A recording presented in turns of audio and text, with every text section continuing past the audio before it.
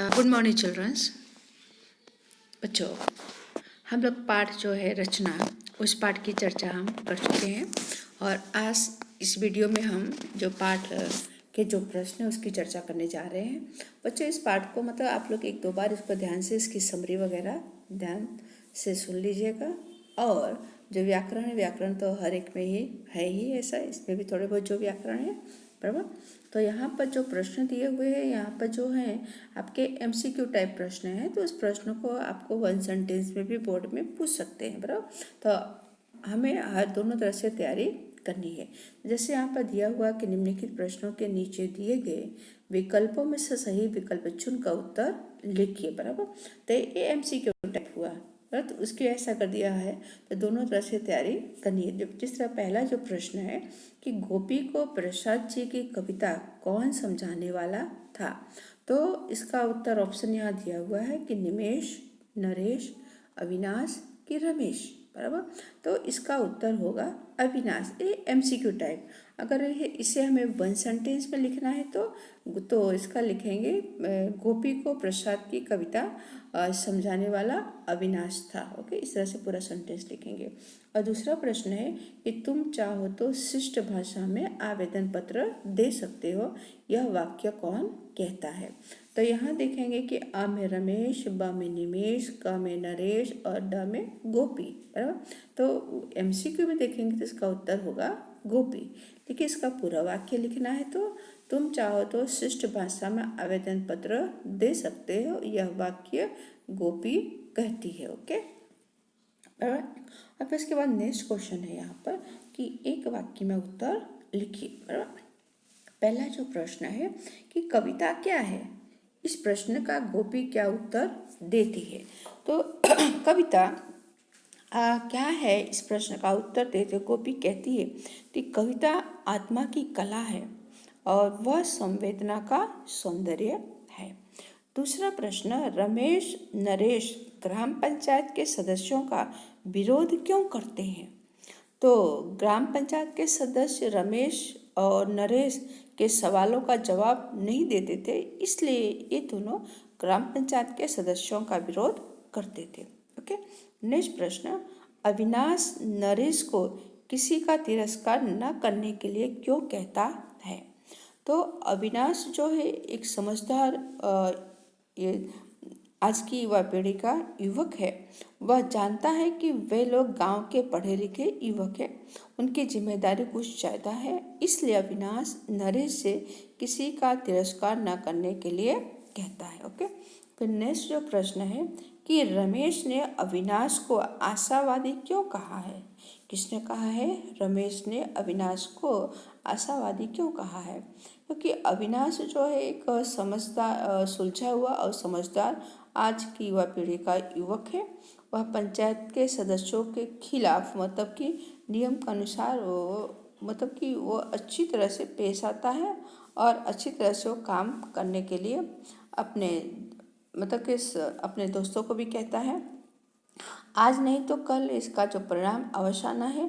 अविनाश किस बात पर रमेश ने उसे आशावादी कहा बराबर कि वो बहुत समझदारी से हर एक प्रश्न का जवाब अविनाश देता है अपने दोस्तों को। ओके, फिर दूसरा जो प्रश्न यहाँ पर दिया हुआ है कि 2-3 वाक्यों में प्रश्नों के उत्तर लिखिए। कितने वाक्यों में, 2-3 वाक्यों में प्रश्नों के उत्तर लिखिए। कि जो पहला जो प्रश्न है यहाँ पर कि गांव के युवक बराबर कि गांव के युवक पंचायत के पदाधिकारी से किस बात पर नाराज थे। तो पंचायत में कई प्रकार के घोटाले हुए थे और जिस तरह के खाने पीने की जो चीज़ें आती थी वह समय से लोगों में उसका वितरण नहीं हो पाता था और गरीबों के लिए राशन को काला बाजार में उसे बेच दिया जाता था। पंचायत घाटे में चल रही थी और गांव के युवक पंचायत के जो वहाँ के कार्यकर्ता हैं उनसे जवाब मांगते थे और कार्यालय के जो पदाधिकारी वो जवाब देने से बचते थे, इसलिए गांव के युवक पंचायत के पदाधिकारी से नाराज थे। ओके, फिर दूसरा जो प्रश्न है कि अपने असंतोष को व्यक्त करने के लिए उन्होंने किन किन साधनों का उपयोग किया। तो गांव के जो युवकों में पंचायत में हुए जो घोटाला से असंतोष था और युवकों ने अपने असंतोष व्यक्त करने के लिए पंचायत के कार्यालय के सामने वहां पर उन्होंने अनशन उपवास किया और पदाधिकारी को उन लोगों ने आवेदन पत्र भी सौंपा, बराबर, जैसे साधनों का भी उन्होंने उपयोग किया इस तरह से। ओके, नरेश और उसके साथी अपने हाथों का कौन सा कमाल दिखाना चाहते थे, बराबर। तो गांव के जो युवक है रमेश, निमेश, नरेश और अविनाश पंचायत के पदाधिकारियों द्वारा किए जा रहे घोटाला से वो लोग बहुत नाराज थे कि अनशन पर बैठे थे और पदाधिकारी उनकी बातों का कोई जवाब नहीं दे रहे थे। और रमेश, नरेश और निमेश पंचायत कार्यालय पर और पथरावबाजी करते हैं, पत्थर फेंक करके कार्यालय को तोड़फोड़ करते हैं। वो अपने हाथों से पत्थरबाजी का कमाल दिखाना चाहते हैं, पथराव करके। तो फिर रमेश पथराव क्यों करना चाहता है?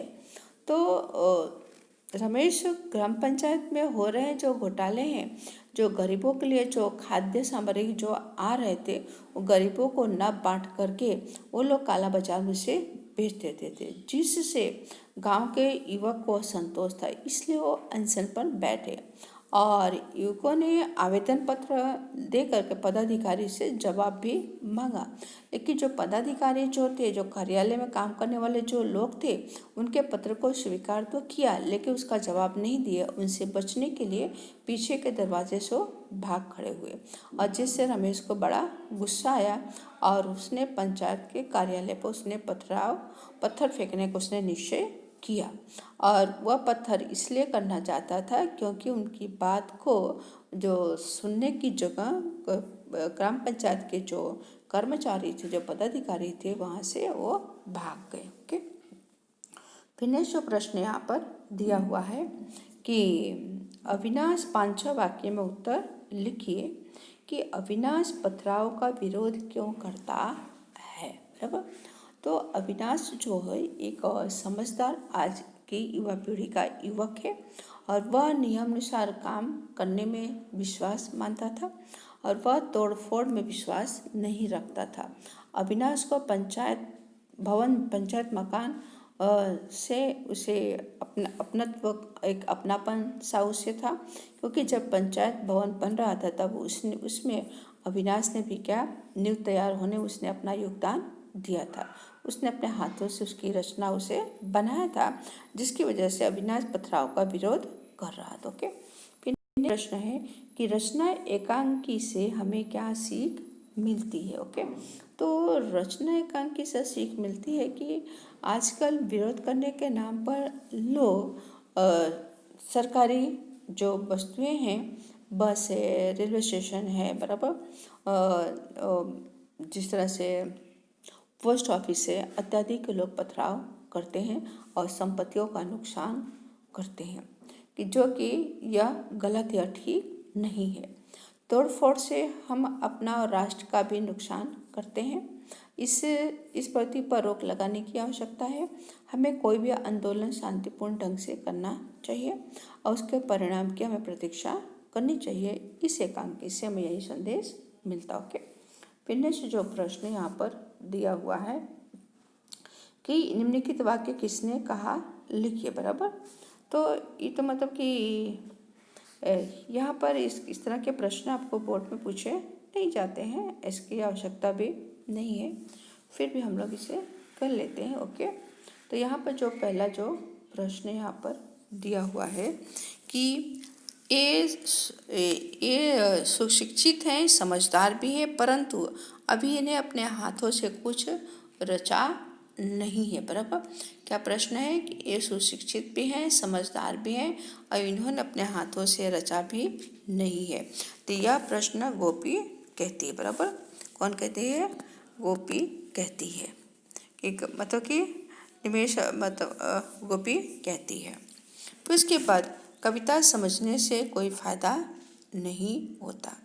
तो यह रमेश, निमेश जो वहाँ पर है उसके साथीदार वही लोग कहते हैं, नरेश कहता है, बराबर।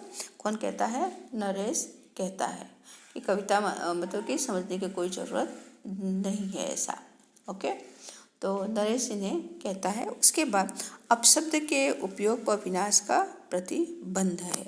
तो जो नरेश निमिष जो है वो मतलब कि वो अपशब्द बोलता रहता है, जिससे उसे अविनाश को जरा भी अच्छा लगता नहीं, उसे वो मना भी करता। बराबर, तो कौन कहता है ऐसा? तो निमेष को अच्छा नहीं लगता है। फिर नेक्स्ट जो प्रश्न है कि हो सकता है कि किसी नए प्रसाद की रचना इस विद्रोह प्रतीक्षा के बीच जन्म ले। तो हो सकता है बराबर कि जन्म ले। तो यह वाक्य जो है कि आप लोग भी टेक्स्ट बुक में ढूंढेंगे, थोड़ा आपको भी, आप लोग इस प्रश्नों का आपको ढूंढिए बराबर, और फिर आगे इसकी चर्चा हम करते हैं। आश्चर्य स्पष्ट कीजिए, क्योंकि इस तरह के प्रश्न एग्जाम में बोर्ड में पूछे जा सकते हैं बच्चों। बराबर, इसको ध्यान से दीजिएगा कि कविता क्या है। कविता कविता जो है वह आत्मा की कला, संवेदना का सौंदर्य है। तो इस तरह के 3 मार्क्स के प्रश्न पूछे जाते हैं। बराबर, तो कविता मात्र शब्दों का समूह न होकर वह कवि के हृदय से शब्दों के रूप में निकली हुई सुंदर भावना होती है। और कविता के माध्यम से कवि अपने मन में होने वाले जो विचार हैं उस विचार को सुंदर ढंग से अपनी कागज़ पर वो लिखते हैं। कविता में कवि की भावना जो होती है वो भावना छिपी हुई होती है, वो भावना कविता में हमें दिखाई देती है। कविता संवेदना का सौंदर्य, इस तरह से यहाँ पर लेखक ने बताया। ओके, फिर नेक्स्ट जो प्रश्न यहाँ पर हम करने जा रहे हैं, नेक्स्ट जो प्रश्न यहाँ पर है कि निम्नलिखित शब्दों का विलोम शब्द लिखिए। विलोम उसे विपरीत शब्द भी कहते हैं, जैसे यहाँ पर दिया हुआ है। ओके, तो यहाँ पर है कि क्या है यहाँ पर फायदा, तो फायदा का क्या होगा? नुकसान। ओके, फिर नेक्स्ट जो है शिक्षित, तो अशिक्षित, शिक्षित का क्या होगा? अशिक्षित। फिर कोमल तो कठोर। ओके, फिर नेक्स्ट जो है यहाँ पर दिया हुआ है, क्या दिया हुआ है यहाँ पर कि भ्रष्टाचार, भ्रष्टाचार क्या होगा? शिष्टाचार। ओके, और फिर लास्ट जो है सहयोग तो असहयोग। तो बच्चों यहाँ पर जो है हमारा जो पाठ के स्वाध्याय की जो प्रश्न की चर्चा है समाप्त हुई, और आपको मैं PDF बना करके भेजूँगी, उसको आप अपनी नोट में लिख डालिए। और धन्यवाद, जहाँ भी समझ में नहीं आए वहाँ आप पूछ सकते हैं। Thank you.